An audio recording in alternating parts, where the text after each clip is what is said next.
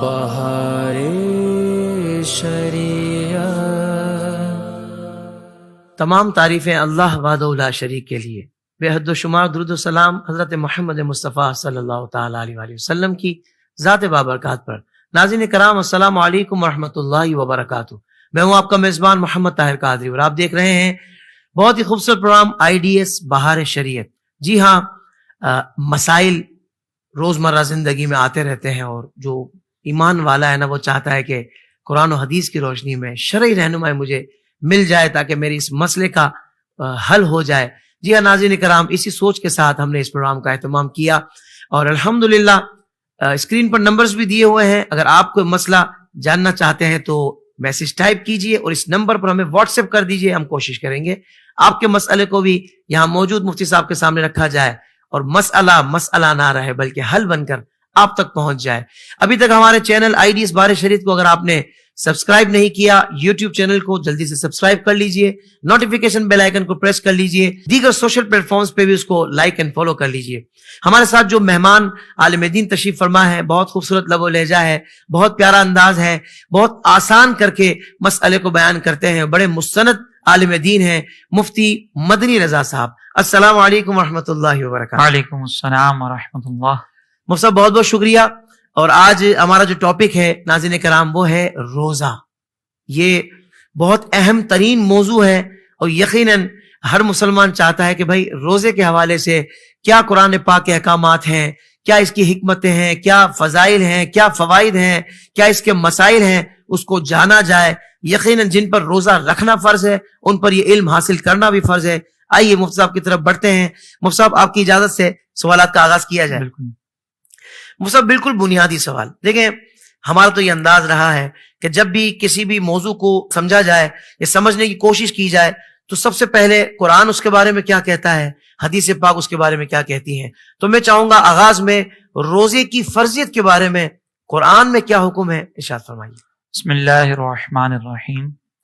قرآن مجید میں اللہ تبارک و تعالی نے روزوں کے متعلق بڑی تاکید سے بیان کرتے ہوئے فرمایا کہ کتب علیکم الصیام کما کتب علی الذین من قبلکم لعلکم تتقون، کہ تم پر روزے فرض کیے گئے جیسا کہ تم سے پہلے لوگوں پر فرض کیے گئے تھے تاکہ تم متقی بن جاؤ، تاکہ تمہیں تقوی حاصل ہو۔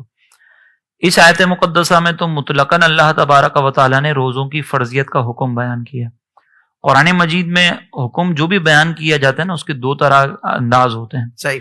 ایک تو یہ ہے کہ اللہ تعالیٰ نے ڈائریکٹ کسی کام کے کرنے کا حکم دیا، اقیم الصلاۃ آتوا الزکوٰۃ، کہ نماز قائم کرو، روزہ رکھو۔ تو یہاں پر آپ دیکھیں کہ امر کا صیغہ یعنی آرڈر والے صیغے یوز کیے گئے، اس سے بھی فرضیت ثابت ہوتی ہے، اس کے اندر بھی جو ہے وہ احکام موجود ہوتے ہیں۔ لیکن جب اللہ تبارک و تعالیٰ صیغہ امر کے علاوہ کوئی اور صیغہ استعمال فرما کر خبر دے رہا ہو، ایک یہ ہے کہ حکم، اور یہاں پر ہے خبر دی جا رہی ہے کہ کتب علیکم الصیام، تو شارحین فرماتے ہیں، مفسرین نے یہاں پہ بیان کیا کہ جب اس انداز سے کلام کیا جائے نا تو اس میں تاکید بہت زیادہ ہوتی ہے۔ تو یہاں پہ اللہ تعالیٰ نے یہ نہیں فرمایا سومو کہ روزہ رکھو، بلکہ فرمایا کتب علیکم الصیام، تم پر روزے فرض کیے گئے۔ اور اس میں تاکید کی وجہ کیا ہے کہ جب ہم امر کا صیغہ دیکھتے ہیں نا تو اس کے اندر احتمال ہوتا ہے کہ شاید یہاں پہ استحباب بھی ثابت ہو رہا ہو سکتا ہے یہاں سے سنت ثابت ہو رہا ہو سکتا ہے یہاں سے وجوب ثابت ہو رہا ہو، تو یہاں پہ احتمالات موجود ہوتے ہیں۔ لیکن جب یہاں پہ خبر دے دی لفظ کتبہ کے ذریعے تو یہاں پہ سارے احتمالات کو ختم کر دیا۔ صحیح کہ اب اس میں فرضیت کے علاوہ کوئی دوسرا احتمال آ ہی نہیں سکتا کہ کتب علیکم الصیام، تم پر روزے فرض کیے گئے۔ سبحان اللہ۔ اور پھر اگر ہم حدیث مبارکہ میں نبی کریم علیہ الصلوۃ والسلام کو دیکھیں کہ کس انداز سے روزے کی اہمیت کو بیان کیا، تو سرکار علیہ السلام نے فرمایا بنی الاسلام علی خمس، کہ اسلام کی بنیاد 5 چیزوں پہ رکھی گئی۔ صحیح۔ ایک تو جو ہے وہ توحید کی گواہی دینا، رسالت کی گواہی دینا، پھر فرمایا کہ رمضان کے روزے رکھنا، نماز اور رمضان کے روزے رکھنا، تو اور پھر باقی 2 چیز اور ذکر کی۔ تو یہاں پر اسلام کی جو بنیادیں ہیں، اسلام کے جو پلرز ہیں، سرکار علیہ الصلوۃ والسلام نے اس میں روزے کو بھی شامل فرمایا۔ اللہ اکبر۔ پھر ہم یہ دیکھتے ہیں کہ رمضان میں روزے باقاعدہ ہم اس کا اہتمام کرتے ہیں، تو ابتدائی اسلام میں رمضان کے روزے فرض نہیں تھے، اس کے علاوہ دیگر روزے رکھے جاتے تھے۔ لیکن پھر ایک آیت مقدسہ اور نازل ہوئی جس میں اللہ تعالیٰ نے فرمایا کہ فمن شہد منکم الشہر فلیصم، کہ تم میں سے جو بھی رمضان کے مہینے کو پائے تو اسے چاہیے کہ وہ روزہ رکھے. صحیح. تو یہ جو رمضان کے روزے ہیں یہ 10 شعبان 2 ہجری میں فرض ہوئے تھے, صحیح. اور یہاں سے پھر رمضان کے روزوں کی فرضیت ثابت ہوتی ہے. سبحان اللہ سبحان اللہ. ناظرین کرام, قرآن پاک کے حوالے سے بھی اور احادیث مبارکہ کی روشنی میں بھی مفتی صاحب نے روزوں کی اہمیت کو بیان کیا ہے. مزید آگے کا سفر کرتے ہیں. مفتی صاحب اب ساتھ یہ بھی ارشاد فرما دیجئے کہ روزے کا بنیادی مقصد کیا ہے اور ہم اسے اس مقصد کو کیسے حاصل کر سکتے ہیں؟ دیکھیں, بنیادی مقصد اسی آیت مقدسہ میں اللہ تعالیٰ نے بیان فرمایا کہ لعلکم تتقون, تاکہ تمہیں تقوی حاصل ہو. تو روزہ رکھنے کے پیچھے بنیادی مقصد کیا ہے کہ ہم تقوی و پرہیزگاری اختیار کریں. بالکل ٹھیک.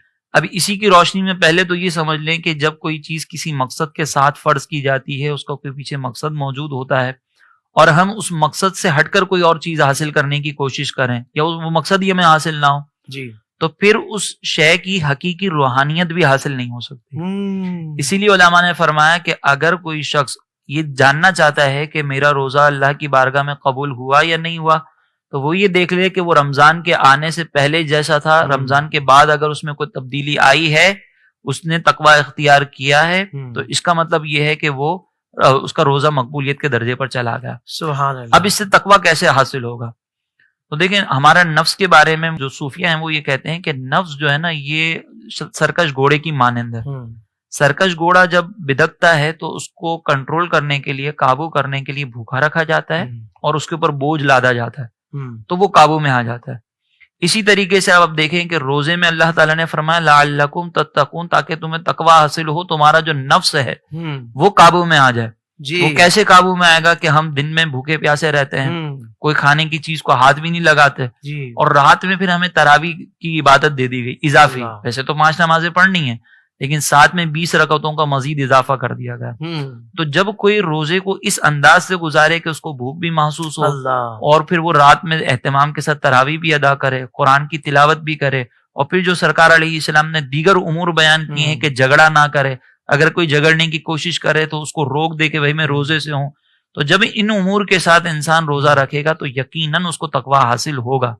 ایک اور مقام پر سرکار علیہ السلام نے نفس کو قابو کرنے کی طرف اشارہ کرتے ہوئے فرمایا کہ اے نوجوانوں کے گروہ, من استطاع منکم الباءۃ, کہ تم میں سے جو بھی استطاعت رکھتا ہے کہ وہ نکاح کرے تو اسے چاہیے کہ وہ نکاح کر لے. سبحان اللہ. اور اگر استطاعت نہیں رکھتا تو سرکار نے فرمایا روزہ رکھے. جی, کیونکہ روزہ پہ سرکار نے فرمایا کہ نگاہوں کو نیچا کرنے والا اور شرمگاہ کی حفاظت کرنے والا. اللہ. تو انسان جب بھوک و پیاس برداشت کرتا ہے تو اس کو پھر تقویٰ بھی حاصل ہوگا. سبحان اللہ. اسی لیے جب روزہ رکھیں تو جو شریعت نے احکامات بیان کیے ہیں ان کے, اور جو شریعت نے جس انداز سے ذکر کیا ہے کہ اس انداز سے اہتمام کریں, اس اہتمام کو سامنے رکھ کر, ان احکامات کو سامنے رکھ کر اگر روزہ رکھیں گے تو انشاءاللہ اس سے ضرور تقویٰ حاصل ہوگا. سبحان اللہ سبحان اللہ. اور مفتی صاحب مجھے ایسا لگتا ہے کہ روزے کے اندر بہت سارے معاملات ایسے ہوتے ہیں کہ جو عمومی زندگی میں جائز ہوتے ہیں مگر روزے میں اس کے کرنے کی اجازت نہیں ہوتی. تو یہ یوں بھی پیغام دیا جا رہا ہے کہ اللہ کے اور قرآن کے احکامات پر عمل درآمد کتنا ضروری ہے کہ جو ہمیشہ حرام ہے تم ان سے نہیں بچ رہے, اور روزہ دیکھو آپ کو بتا رہے ہیں کہ جو چیزیں جائز بھی ہیں عمومی زندگی میں ان سے بچنے کا ذہن دے کر یہ بتایا جا رہا ہے کہ جو حرام ہمیشہ ہے ان سے تو بچنا ہی ہے. اور پھر ساتھ میں یہ بھی آپ دیکھیں کہ ایک تو جائز چیزوں سے بچنا ہے, اور پھر ساتھ میں ایک اس طرف بھی توجہ دلائی جا رہی ہے کہ انسان روزے میں حالت روزہ میں ہے یا نہیں یہ کسی اور کو معلوم نہیں ہوتا. کیا خوبصورت. ہم جب نماز پڑھتے ہیں نا تو لوگوں کو پتا چلتا ہے یہ نماز پڑھ رہے ہیں, زکات دیتے ہیں تو ایٹ لیسٹ جس کو زکات دی جا رہی ہے اس کو تو پتا چل ہی جاتا ہے کہ ہم زکات دے رہے ہیں. لیکن روزہ ایک ایسی عبادت ہے کہ انسان کے اپنے علاوہ کسی اور کو نہیں پتا ہوتا کہ اس نے روزہ رکھا ہے یا نہیں رکھا. تنہائی میں جا کر اگر کوئی کھا لے تو اس کا روزہ تو ٹوٹ جاتا ہے لیکن قوم کو نہیں پتا چلے گا. تو یہاں پہ اخلاص کا بھی درس دیا جا رہا ہے کہ تمہاری توجہ اپنے رب کی جانب رہنی چاہیے. تو جو یہ رمضان میں اپنے رب کی طرف توجہ کر لے گا روزے کے دوران تو انشاءاللہ پھر وہ ساری زندگی سارا سال اپنے رب کی طرف متوجہ ہوگا اور تقویٰ کا حاصل کر لے گا. سبحان اللہ سبحان اللہ. اچھا, ایک ذہن میں یہ بھی سوال آتا ہے مفتی صاحب کہ روزے کا جو فرض مہینہ ہے جس میں روزے فرض ہیں وہ مہینہ جنوری فروری مارچ نہیں ہوتا, یعنی شمسی مہینے نہیں ہے, قمری مہینوں میں سے رمضان کا انتخاب کیا گیا. تو اس میں کیا حکمت ہے کہ قمری مہینوں کے مطابق روزوں کی فرضیت کو مقرر کیا گیا؟ دیکھیں, ایک تو ہے اللہ اور اس کے رسول نے باقاعدہ کوئی حکمت بیان کی ہو اور پھر ہم اس کو آگے ذکر کریں, تو روزے کے حوالے سے باقاعدہ ایسی کوئی حکمت تو بیان نہیں کی. ٹھیک ہے کہ یہ قمری حساب سے کیوں ہے. ہم نے تو بس اتنا دیکھنا ہے کہ اللہ اور اس کے رسول نے فرض کر دیا تو ہم نے قبول کر کیا لیا. کہنے واہ. لیکن ہم اپنی تشفی اور اللہ تبارک و تعالیٰ کی کرم نوازی پر نظر رکھنے کے لیے مزید دیکھتے ہیں کہ اس میں کیا حکمت ہو سکتی ہے ہماری سوچ کے مطابق. بہت اچھی. تو اس میں علماء نے یہ بیان کیا ہے کہ اگر شمسی مہینے کے اعتبار سے ہم رکھتے ہیں تو موسم جو ہے نا وہ شمسی مہینے کے اعتبار سے کہیں پر گرمیاں مستقل اسی مہینے میں آتی ہیں اور سردیاں مستقل کسی ایک مہینے میں آتی ہیں. جیسے ابھی ہمارے اگر پاکستان کے اعتبار سے دیکھیں تو یہاں پہ سردیاں چل رہی ہیں لیکن دوسرے کنٹریز ایسے بھی ہیں جہاں پر گرمیاں آ رہی ہیں. ہم کمبل اوڑے سوئے ہوتے ہیں اور وہاں پر جو ہے وہ گرمی میں ہوتے ہیں. تو اگر ہم شمسی دنوں کو مقرر کر لیتے تو کسی کے لیے تو ایسا ہوتا کہ روزہ رکھنا بڑا آسان ہو جاتا کہ وہ سردیوں میں روزہ رکھ رہا ہے, کوئی گرمیوں میں روزے رکھ رہا ہوتا. لیکن جب قمری مہینوں کو دیکھتے ہیں تو یہ بدل بدل کر آتے ہیں, کبھی گرمی میں کبھی سردی میں. تو جتنی بھی اللہ تبارک و تعالیٰ کے بندے ہیں کسی بھی مقام پر موجود ہوں ان کو ہر موسم میں روزہ رکھنے کا ایک موقع مل جاتا ہے کہ وہ آسانی بھی حاصل کر سکتے ہیں, مشقت کے ذریعے اللہ تبارک و تعالیٰ کی بارگاہ میں اجر بھی حاصل کر سکتے ہیں. سبحان اللہ. تو یہ ظاہری طور پر ایک چیز نظر آتی ہے جس میں ہم یہ کہہ سکتے ہیں کہ ہو سکتا ہے یہ حکمت ہو. بہت پیاری حکمت علامہ صاحب نے کہ جو ہمیں ایسا لگتا ہے کہ یہ شاید حکمت ہو. کیا خوبصورت محتاط انداز, بہت پیارا لہجہ آپ کا. مفتی صاحب یہ بتائیے کہ اب حکمت پر بھی بات ہو گئی اور اس حوالے سے بات ہوئی کہ قرآن پاک میں اس کے کیا احکامات ہیں. اب روزے رکھنے کی نیت کیا ہے, نیت کا طریقہ بھی بتا دیں. لیکن سب سے پہلے تو یہ ذہن میں رکھنا ضروری ہے کہ نیت دل کا ارادہ ہے. ٹھیک ہے. اور دل کا پختہ ارادہ. صحیح ہے. جب ہم نے دل میں کسی کام کے کرنے کی نیت کر لی تو یہ ہماری نیت ہو گئی. یہ نیت ہو گئی. یہ نیت ہو گئی. اب زبان سے ہم کہیں نہ کہیں تو اس کے لیے وہ ضروری نہیں ہے. جیسے ہمارے یہاں پر باقاعدہ ایک دعا پڑھی جاتی ہے بِصَوْمِ غَدٍ نَوَيْتُ مِنْ شَهْرِ رَمَضَانَ. جی. تو یہ دعا کوئی منقول تو نہیں ہے, بزرگوں سے ثابت ہے, چلی آ رہی ہے شروع سے, اس کے پڑھنے میں بھی کوئی حرج نہیں ہے. لیکن اگر کسی نے یہ دعا نہیں پڑھی اور دل میں اس کے ارادہ موجود ہے کہ میں کل روزہ رکھ رہا ہوں, جیسے مثال کے طور پر اگر کوئی سحری کر رہا ہو اور اس سے ہم یہ پوچھیں کہ یہ سحری کیوں کر رہے ہو, تو وہ سامنے سے ظاہر سی بات ہے یہی جواب دے گا کہ بھائی میں سحری اس لیے کر رہا ہوں کہ صبح روزہ رکھنا ہے مجھے. صحیح. تو یہ سحری کرنا یہ بھی نیت ہی ہے. تو باقاعدہ نیت کے لیے جو ہمارے یہاں پر دعائیں یاد کی جاتی ہیں, اور اگر کبھی دعا مانگنا بھول جائیں یا پڑھنا بھول جائیں تو گھر میں ایک ماحول کریٹ ہو جاتا ہے کہ بھائی تم نے روزہ بند نہیں کیا. تو یہ ضروری نہیں ہے, آپ نے اگر سحری بھی کر لی ہے تو یہ کافی ہے, یہ نیت ہو جائے گی. اور اس میں ضروری یہ ہے کہ پختہ ارادہ ہو. پختہ ارادہ. اگر مثال کے طور پر کسی نے کوئی پختہ ارادہ نہیں کیا, جیسے بعض اوقات کسی نے کہا کہ بھائی اگر میری طبیعت ابھی مزیدار نہیں لگ رہی تو ہو سکتا ہے میں صبح روزہ نہ رکھوں, اگر طبیعت صحیح ہوگی تو دیکھتے ہیں سحری کے بعد میں روزہ رکھ لوں گا. رات کو کچھ کھا پی کے سو گئے اور پھر کہا کہ دیکھتا ہوں فجر میں کنٹینیو کر لوں گا, تو یہ پختہ نیت نہیں. صحیح. پختہ نیت کا مطلب یہ ہے کہ روزے کے خلاف کوئی اور نیت ذہن میں نہیں ہونی چاہیے, تو اس کو کہیں گے پختہ نیت. جب آپ نے پختہ نیت کر لی تو پھر آپ کی یہ نیت کافی ہوگی, دل میں ارادہ کر لیا. ہاں زبان سے اگر کہہ لیں گے تو یہ مستحب. بہت اچھے انداز سے مفتی صاحب نے نیت کا بھی بیان ارشاد فرما دیا ہے.